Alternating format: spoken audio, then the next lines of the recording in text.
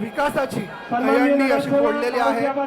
येणाऱ्या काळामध्ये मराठवाड्यातील जटिल प्रश्न ते ह्या दहीहंडीच्या मार्फत आपण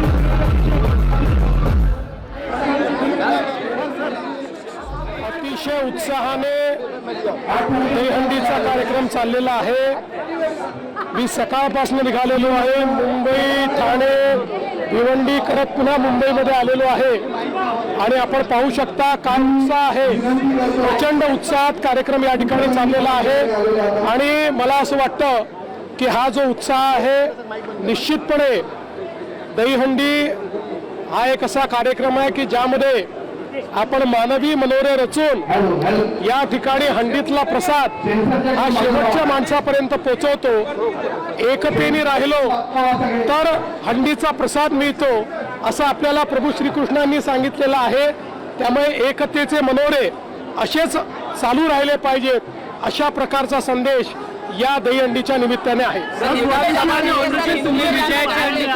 वेगवेगळ्या ठिकाणी मला असं वाटतं की ऑपरेशन सिंदूर हे सर्वदूर यावेळेस दहीहंडीमध्ये पाहायला मिळालं आणि आमच्या गोविंदाने अत्यंत अभिमानाने देशाभिमानाने ऑपरेशन सिंदूरचे देखावे केलेले आहेत आणि आत्मनिर्भर भारत आणि स्वदेशीकडे आता आम्ही निघालेलो आहोत।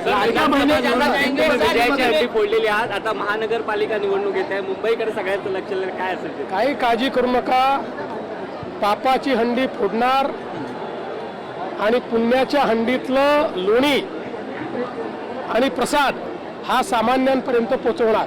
लाडक्या बहिणी देखील मोठ्या प्रमाणामध्ये यावेळेस दहीहंडीमध्ये पाहायला मिळाले, खूप मोठ्या प्रमाणात आणि विशेषतः मुलींच्या पथकाने 6 थर 7 थरापर्यंत जी मजल मारली, मला असं वाटतं नव महाराष्ट्राच्या या नव कन्या त्यांचं मी अभिनंदन करतो।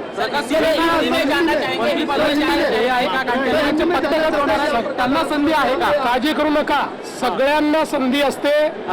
त्यामुळे आमचे जे 232 आमदार आहेत प्रत्येकाला संधी आहे, काळजी करू नका।